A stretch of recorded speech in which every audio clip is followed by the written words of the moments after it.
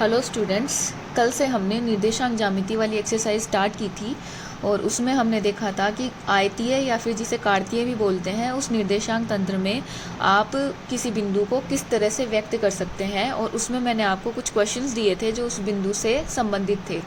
तो आज मैं आपको उन क्वेश्चंस का आंसर बता रही हूँ कि आपने अगर उसको करके देखा है तो आपने वो सही किया है या नहीं, तो आप मिलान कर सकते हैं। तो इसमें उदाहरण नंबर 1 सबसे पहले ले रहे हैं। उदाहरण नंबर 1 है कि आयतीय निर्देशांक निकाय में बिंदु 2, 4, -2 और 3, -4, -3 व 5, -2 ये 4 बिंदु दे रखे हैं। इनको आपको इसमें व्यक्त करना है, तो आप किस तरह से करेंगे। तो सबसे पहले तो हम क्या करते हैं, वो जो कार्तीय निर्देशांक तंत्र है पहले उसको बना लेते हैं, उसके बाद में हम इन बिंदुओं को व्यक्त करते हैं। तो यहाँ हमने ये ड्रॉ कर लिया है। आप ग्राफ कॉपी जो है उसमें भी इसको बना सकते हैं, तो ये और भी ज़्यादा अच्छे से बन जाएगा। इसमें देखिए मैंने कल भी समझाया था कि ये जो x होती है ये x होती है, ये वाली होती है y अक्ष, और जहाँ पे कटती है उसको बोलते हैं मूल बिंदु। ठीक है, तो इसमें ये होता है पहला चतुर्थांश, ये होता है दूसरा, ये होता है तीसरा, ये होता है चौथा। अब देखिए पहला बिंदु है 2, 4। ये जो भी निर्देशांक आपको दे रखा होता है उसमें जो पहला मान होता है ये तो होता है x का, और जो बाद वाला मान होता है ये होता है y का। ठीक है, तो यहाँ पे आपको पहला बिंदु अंकित करना है। तो सबसे पहले आप ये देखेंगे कि इसके लिए x का मान कितना है। यहाँ पे x का मान है 2, ये x वाली लाइन है। इस पे देखिए कि x का मान 2 कहाँ है। इस लाइन पे x का मान 2 है यहाँ पे। ठीक है, फिर देखिए y का मान कितना है 4। ये y वाली लाइन है, इसके ऊपर आपको 4 देखना है, तो y का मान 4 का है, ये रहा।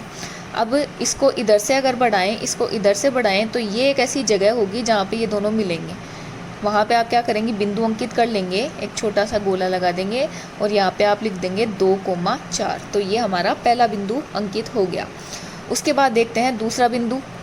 दूसरे बिंदु के लिए x का मान क्या है, -2। अब ये x वाली लाइन है, इसके आप देखेंगे x का मान -2 किधर है, तो ये है x का मान -2, और y का मान कितना है 3। ये y वाली लाइन है, इस पे y का मान 3 ये रहा, क्योंकि नीचे तो ऋणात्मक मान है। तो x का मान है ये है -2, इधर से चलेंगे, y का मान 3 इधर से चलेंगे। यहाँ से ये जो पॉइंट है इस बिंदु पे दोनों के दोनों आपस में मिल जाएंगे, और यहाँ पे आप लिख देंगे -2,3। तो पहला बिंदु आया पहले चतुर्थांश में, दूसरा बिंदु आया दूसरे चतुर्थांश में। तीसरा बिंदु देखते हैं। तीसरे बिंदु के लिए x का मान है -4। ये x वाली लाइन हो गई, ये हो गई x का मान -4, और y का मान है -3। तो ये हो गया -4 x का मान, y का मान -3। ये दोनों जहाँ पे मिलते हैं वहाँ पे आप बिंदु अंकित कर लेंगे इस तरह से। ठीक है, और आप यहाँ पे लिख देंगे, ये हो जाएगा -4 और -3। उसके बाद में चौथा पॉइंट है 5 और -2। तो x का मान कितना है 5। ये x वाली लाइन है, x का मान 5 ये रहा, और y का मान है -2। तो ये 5 हो गया, ये -2 हो गया। तो इस जगह पे ये दोनों बिंदु मिल जाएंगे आपस में, मतलब दोनों बिंदुओं से जो रेखा हम निकालेंगे वो आपस में यहाँ पे मिलेगी। तो आप यहाँ पे लिख सकते हैं 5 और -2। ठीक है, तो ये आपका एग्जाम्पल नंबर 1 दे रखा था और आपको समझ में आ गया होगा। अब हम चलते हैं, एक्सरसाइज के कुछ क्वेश्चंस हैं जो इस बिंदुओं को अंकित करने वाले जो टॉपिक है इससे संबंधित है। तो अब हम देखते हैं एक्सरसाइज का पहला क्वेश्चन। देखिए एक्सरसाइज 9.1, इसका पहला क्वेश्चन है, दी गई आकृति से P, Q, R और S इसके निर्देशांक ज्ञात कीजिए। तो हम देखते हैं यहाँ, ये P बिंदु हो गया, ये Q हो गया, ये R हो गया और ये S हो गया। हमें इनके निर्देशांक ज्ञात करने हैं। तो ये वाला जो P वाला बिंदु है, इस P वाले बिंदु से x पे लंब डाला हुआ है और y पे लंब डाला हुआ है। तो मैंने कल भी आपसे ये बात कही थी कि x निर्देशांक निकालना होता है तो उसका मतलब होता है y अक्ष से कितनी दूरी है ना। y वाली जो दूरी होती है y अक्ष से, वो तो x का मान होता है, और x अक्ष से जितनी दूरी होती है वो किसका मान होता है, y वाला मान होता है ना। तो हम इस P बिंदु के निर्देशांक निकालेंगे। तो यहाँ पे पहले हम मान लिखेंगे कि भाई ये जो बिंदु है ये इस y अक्ष से कितनी दूरी पे है। तो आप ये वाला मान देखेंगे। तो देखिए यहाँ पे जो पैमाना माना हुआ है उसमें 2-2 का लेकर के माना हुआ है। तो ये 1 है, ये 2, ये 3, ये 4, ये 5। तो यहाँ पे x वाली लाइन के ऊपर मान कहाँ आ रहा है, 5 पे आ रहा है। ठीक है, तो ये जो दूरी हुई ये कितनी हुई, 5 हुई। यहाँ से लेके यहाँ तक की ये दूरी कितनी हो गई, ये सारी 5। तो पहला बिंदु हो गया 5, और y अक्ष से दूरी तो ये वाली जो दूरी देखनी है तो आप यहाँ से देखेंगे, ये हो गया 1, ये हो गया 2 और ये हो गया 3। ये इतनी दूरी कितनी है, 3 की है ना। तो ये कितना हो गया, 3 हो गया। तो इस वजह से P बिंदु के निर्देशांक क्या आ गए, 5 और 3 आ गए। ठीक है, उसके बाद में देखते हैं Q बिंदु के निर्देशांक। अब वापस से इसमें वही चीज़ है, आप X के ऊपर देख लो मान कहाँ जा रहा है और Y पे देख लो कि मान कहाँ जा रहा है। तो X के ऊपर इसका जो मान हो जा रहा है -4 पे और Y के ऊपर इसका मान जा रहा है कितने पे, 6 पे। तो इसका आंसर कितना हो जाएगा, इसके निर्देशांक होंगे -4,6। ये हो गया Q बिंदु के निर्देशांक। उसके बाद में R बिंदु के निर्देशांक देखने हैं। x के ऊपर मान देखिए कहाँ जा रहा है, x पे मान जा रहा है -2 के आगे पॉइंट होता है -3 और y पे जा रहा है -2 पे। तो ये आ जाएगा -3, -2। ठीक है, और S वाला बिंदु है, x के ऊपर मान कहाँ जा रहा है, देखिए 0 के बाद में आता है 1 और y अक्ष पे -4 के बाद आता है -5। तो इस बिंदु के निर्देशांक आपके पास आ जाएंगे, x का मान तो आ रहा है हमारे पास में 1 और y का मान कहाँ आ रहा है, -5 पे आ रहा है, तो -5। तो इस तरह से P, Q, R, S इन बिंदुओं के निर्देशांक आ जाएंगे। P का 5, 3, Q का -4,6, R का -3, -2 और S का 1, -5। आगे हम देखते हैं क्वेश्चन नंबर 2। निम्नलिखित निर्देशांकों वाले बिंदुओं को आलेखित कीजिए। तो ये आपको ग्राफ के अंदर ये बिंदु अंकित करने हैं, जहाँ पे पहला बिंदु क्या है, 1 और 2। तो 1 और 2 को इसी में अंकित कर लेते हैं। x का मान है 1, तो ये रहा x का मान 1 यहाँ पे, और y का मान है 2, ये यहाँ पे। तो ये 1 और ये 2 ये यहाँ पे मिलेंगे। तो यहाँ पे हम पॉइंट लगा लेते हैं, गोला बना लेते हैं। तो ये हो गया 1 और 2। ठीक है, उसके बाद में दूसरा पॉइंट है, x की वैल्यू -1 और y की वैल्यू 3। x है -1 कहाँ पे, x -1 ये रहा, और y की वैल्यू है 3, ये y वाली लाइन है। तो ये -1 हो गया, ये 3 हो गया, ये दोनों यहाँ पे मिलेंगे। तो इस जगह पे आप पॉइंट लगा लेंगे, गोला बना देंगे। ये हो गया -1,3। अब ये जो बिंदु अंकित करने वाली चीज़ है, ये आपको ग्राफ, जब भी आप ग्राफ वाली प्रश्नावली है उसमें बिंदु अंकित करते हैं, उसके बाद में आप रेखाएं बनाते हैं, तो वहाँ पे ये चीज़ आपके बहुत ज़्यादा काम में आती है। इसलिए आप ये ना सोचें कि एक छोटा सा बिंदु है। अगर आपको बिंदु अंकित करना आता है तो ही आप ग्राफ वाली प्रश्नावली का क्वेश्चन कर पाएंगे, जो कि बोर्ड की परीक्षा में 6 नंबर का क्वेश्चन आता है। इसलिए आपको ये बिंदु अंकित करना तो आना ही आना चाहिए।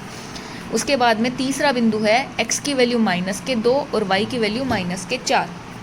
x है -2 ये रहा, और y है -4 मतलब नीचे की तरफ ये। तो ये हो गया -4 और ये यहाँ से हो जाएगा -2, ये दोनों यहाँ पे मिलेंगे, पॉइंट लगा देंगे, गोला लगा देंगे। तो ये हो जाएगा -2, -4। अगला बिंदु है 3 और 2। x का मान है 3 और y का मान है -2। x का मान 3 ये रहा, और y का मान -2, या y वाली लाइन है ये रहा। ये दोनों जहाँ पे मिलेंगे वहाँ पे आप इस तरह से बिंदु लगा देंगे। तो ये हो जाएगा, x का मान तो हो गया 3 और y का मान हो गया -2। उसके बाद में अगला बिंदु है 2 और 0। x का मान 2 और y का मान 0। x का मान 2 ये रहा, और y का मान 0। तो मैंने कल भी बताया था, x के ऊपर y का मान हमेशा 0 होता है, तो आपको y वाला मान तो देखना ही नहीं है। तो आप यहाँ पे पॉइंट लगा देंगे और यहाँ पे आप लिख देंगे x का मान क्या है, 2 और 0। तो ये हो जाएगा 2 और 0। अगला है x का मान 0 और y का मान कितना, 3। तो x का मान 0 और y का मान है 3। तो y वाला मान ही आपको देखना है, क्योंकि y अक्ष पे x का मान तो वैसे भी 0 होता है। तो आपको केवल y वाला जो बिंदु दे रखा है, आपको केवल वही अंकित करना है। तो 0 और 3, तो आप ये यहाँ पे अंकित कर दें y अक्ष के ऊपर। तो ये हो जाएगा ये 0 और ये हो जाएगा 3। ठीक है, तो इस तरह से आपका एक्सरसाइज का जो क्वेश्चन नंबर 2 है ये भी कंप्लीट होता है। अगला क्वेश्चन है प्रश्नावली 9.1 क्वेश्चन नंबर 3।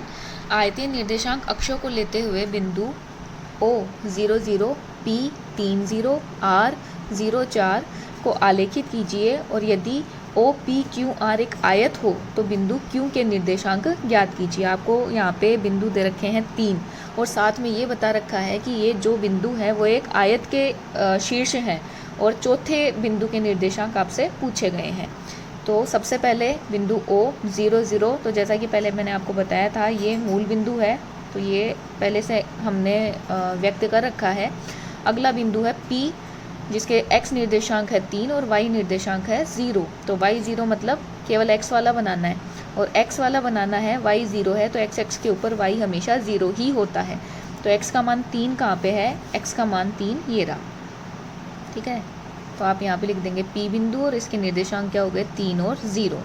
उसके बाद में बिंदु है R, x का मान तो 0 और y का मान कितना है 4।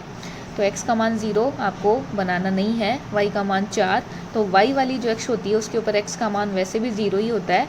तो यहाँ पे ये बिंदु है y 4, आप यहाँ पे r लिख देंगे और इसके निर्देशांक क्या हो गए हैं 0 और 4। अब इसने जो बात कही है कि ये O, P, Q और R एक आयत है। आयत में क्या होता है, आमने सामने की जो भुजाएं हैं वो समान होती है। तो इसका मतलब ये हुआ कि ये वाली जो भुजा है, ये O बिंदु हो गया, ये P हो गया, ये R हो गया, मतलब Q बिंदु यहाँ पे कहीं पे होगा, है ना। और जितना ये वाली भुजा है उतनी ही ये वाली भुजा होगी, जितनी ये भुजा है उतनी ही ये भुजा होगी। इसका मतलब ये हुआ कि अगर आप इधर से 4 वाला जो y एक्स के ऊपर 4 वाला बिंदु, अगर आप इसे इस तरह से रेखा खींचें और इसी तरह से जो x वाला बिंदु है 3 वाला P बिंदु, अगर आप यहाँ से एक रेखा खींचें इस तरह से, तो ये दोनों जहाँ पे मिलेंगी वही बिंदु क्या होगा, Q वाला बिंदु होगा।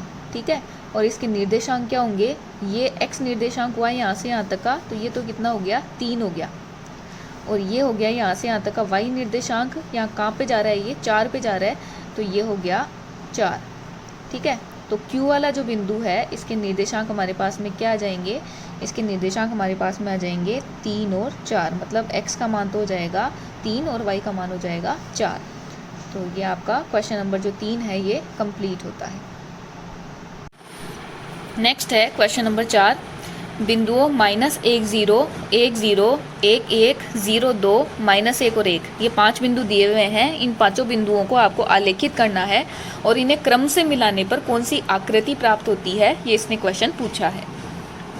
तो इसका पहला बिंदु है -1 और 0, मतलब x का मान जो है वो तो -1 और y का मान 0। तो आपको y वाला मान नहीं बनाना है, केवल x वाला मान देखना है। तो ये x वाली लाइन है, तो इस पर ये वाला पॉइंट हो जाएगा -1 और 0। ठीक है, दूसरा बिंदु है 1 0, तो x का मान होना चाहिए 1 और y का मान होना चाहिए 0।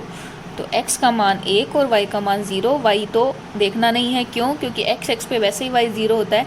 x का मान 1 है, x वाली लाइन ये है, x का मान 1, तो केवल x वाला ही बनाना है। तो आप यहाँ पे बना देंगे, तो ये बिंदु हो गया कौन सा, 1 और 0। उसके बाद अगला बिंदु है 1 1, x का मान भी 1 और y का मान भी 1। तो x का मान 1 ये रहा, y का मान जो है ये रहा, और ये दोनों यहाँ से कहीं पे मिलेंगे, तो इसको आप क्या कर देंगे, इस तरह से मिला देंगे। तो ये बिंदु हो गया 1 और 1। ठीक है, अगला बिंदु हो गया x का मान 0 और y का मान 2। x का मान 0 तो आपको बनाना नहीं है, y का मान 2, तो y का मान 2, ये y वाली लाइन है और y 2 यहाँ पे है। y अक्ष पे x का मान वैसे भी 0 ही होता है, बट आप कंफ्यूज ना हो तो आपको केवल ये ध्यान रखना है कि जो मान दे रखा है बस वही बनाना है। ठीक है, एक मान 0 है तो वो अक्ष पे बनेगा, ये मैंने कल भी बताया था, तो ये हो जाएगा 0 और 2। अगला बिंदु है -1 और 1, x का मान -1 और y का मान 1। तो ये x का मान -1 इस लाइन पे, ये x वाली लाइन है, ये -1 है, y वाली लाइन ये है, ये 1 है, ये दोनों यहाँ पे मिल रहे हैं। तो आप इसको इस तरह से बना देंगे, तो ये बिंदु हो गया -1 और 1। ठीक है, तो ये पांचों बिंदु आपने बना दिए। अब आप क्या करेंगे, इन बिंदुओं को आपस में मिला देंगे।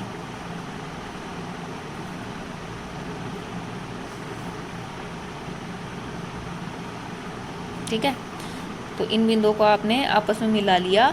तो ये बोल रहा है इन्हें क्रम से मिलाने पे कौन सी आकृति प्राप्त होती है। तो ये जो आकृति है इसमें कितनी भुजाएं हैं, 1 2 3 4 और 5, 5 भुजाएं हैं, इसलिए ये आकृति हमें प्राप्त हो रही है किसकी, पंचभुज की आकृति प्राप्त हो रही है।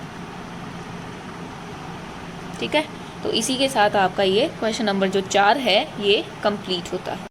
नेक्स्ट क्वेश्चन, क्वेश्चन नंबर 5, चतुर्भुज बनाइए यदि उसके शीर्ष निम्नलिखित हो। तो इसमें आपको 2 अलग अलग क्वेश्चंस दे रखे हैं और इसमें 4 शीर्ष दे रखे हैं, क्योंकि चतुर्भुज जो होता है उसमें भुजाएं भी 4 ही होती है और शीर्ष भी 4 ही होते हैं, और इनको इस कार्तीय निर्देशांक तंत्र के अंदर ड्रॉ करना है इन बिंदुओं को।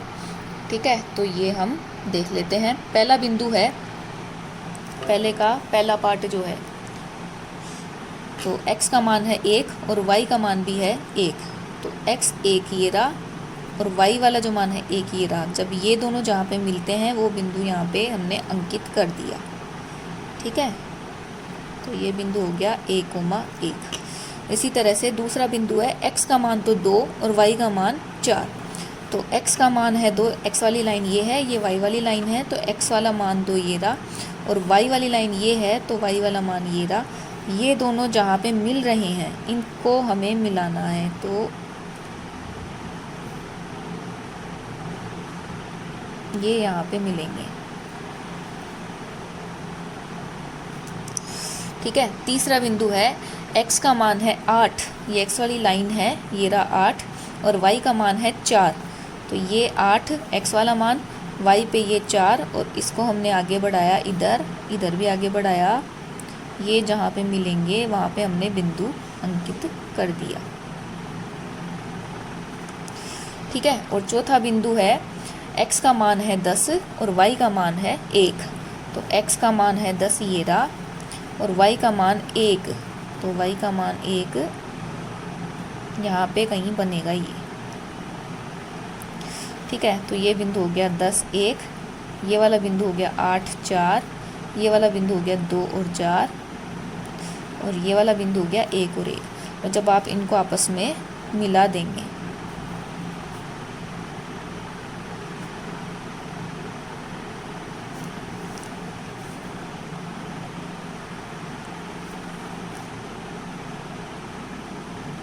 ठीक है, तो इस तरह से ये एक चतुर्भुज बन जाएगा।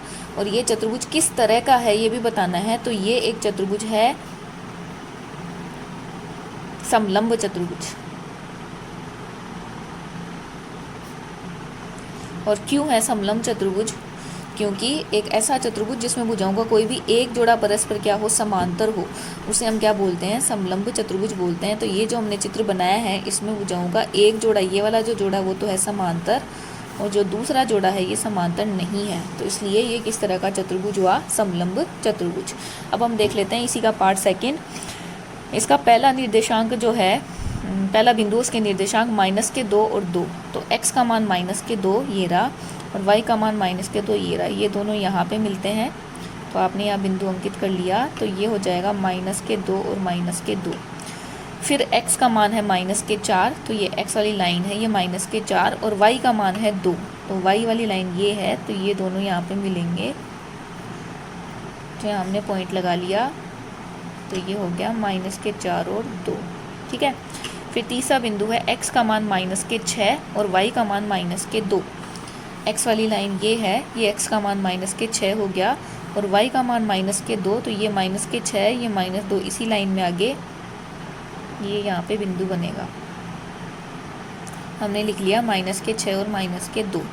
और चौथा बिंदु है -4 और -6, x का मान तो -4 ये और y का जो मान है वो है -6, तो ये है -6 ये -4, तो ये बिंदु यहाँ बनेगा, ठीक है, -6 और ये -2, ठीक है। अब आपको क्या करना है, इनको मिला देना है,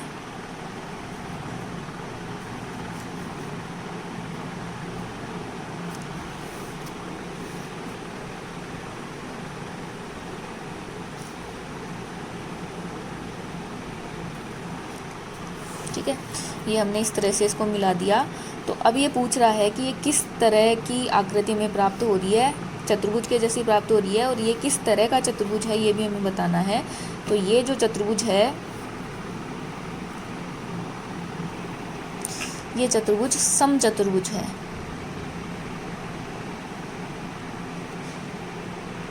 क्योंकि इसमें आमने सामने की भुजाओं का जो ये जोड़ा है ये दोनों भी समान भी लग रहा है और समांतर भी है, और ये दोनों भी क्या है, समांतर हैं, ठीक है। और इनकी जो दूरियां हैं ये भी बराबर लग रही है, इसलिए ये जो चतुर्भुज है किस तरह का चतुर्भुज बनेगा, ये बनेगा समचतुर्भुज, ठीक है। तो इसी के साथ आपका ये क्वेश्चन नंबर जो 5 है ये कंप्लीट होता है, और आगे वाले जो क्वेश्चंस हैं ये हम देखेंगे अपने नेक्स्ट वीडियो में।